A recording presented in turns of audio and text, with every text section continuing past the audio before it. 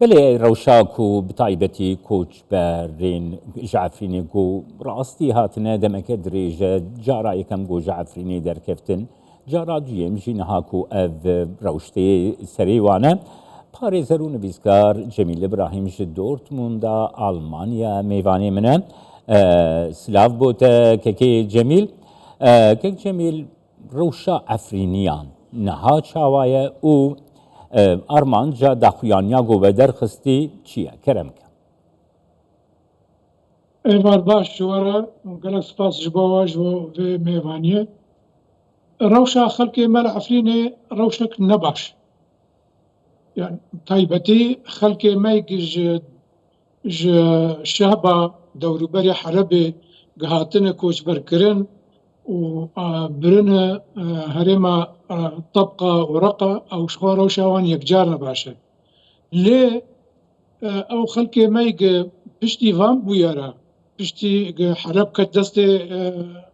çekdarek êrîş kirin û ji bo rejîma Sûrî biroxînin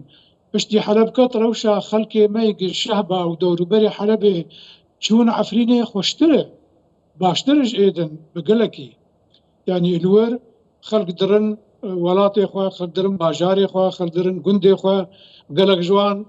dikevin malê xwe berê lê êgil Tebqa û Reqa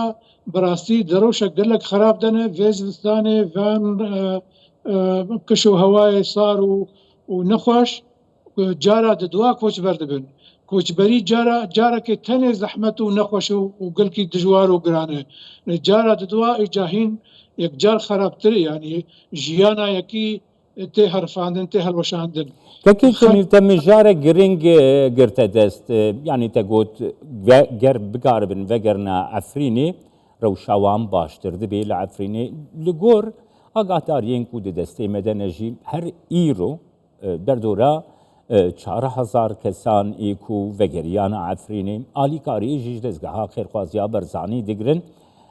gelo rêl bervegera wan tê girtin yan jî nikarin divê derbarê de ger agadarî li bate hebin ferm bele doh me ser televizyona dît kerwanekî gelekî mezin ji gundê Ehrizê û Dorawê berê xwedan Efrînê û çûn gundê xwe bajarê xwe belkî malê xwe jî hinek gelek ji wan malê wan vala ketine malê xwe ti astengiyê wilo zêde li pêşiya wan tune em nabêjin rêya çûna Efrînê bi gula reşandiyê û wilo gelkî xweş û belkî hinek pirsgirêk hebin hinek astengî hebin lê ne di wê asta got nikarin bigihên Efrînê lêpirsîn heye wek bi erebî dibêjin tehqîq heye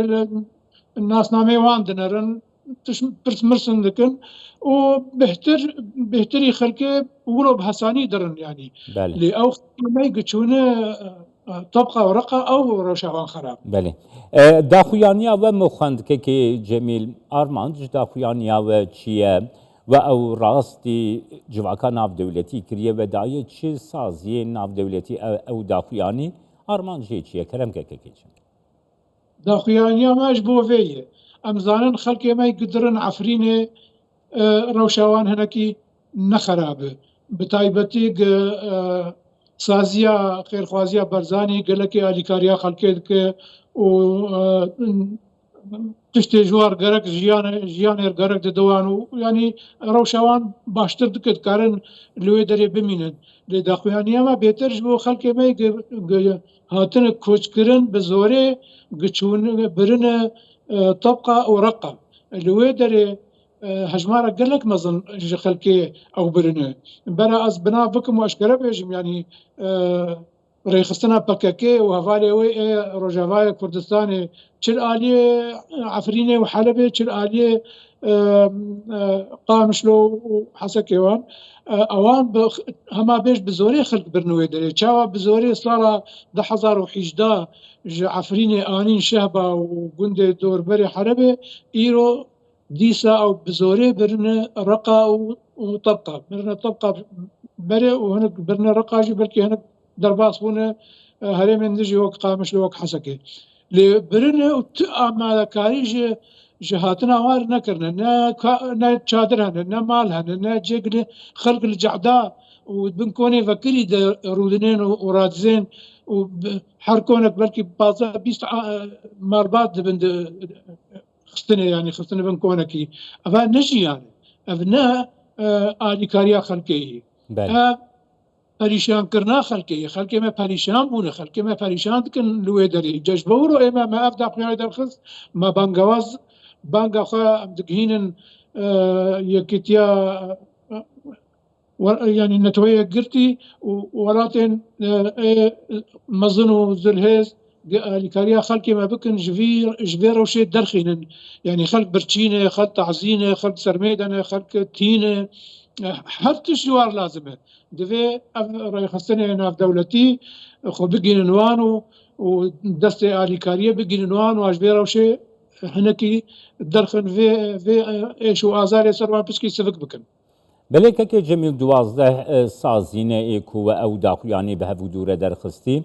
يعني و بيوندي لقال نتوين يكيتيا أوروبا بروكسل نتوين يقرتي آواهياوي كل سويس رجي حياة وتو بيوندي لقال و آليين بيوندي دار دانية لسر في مشاري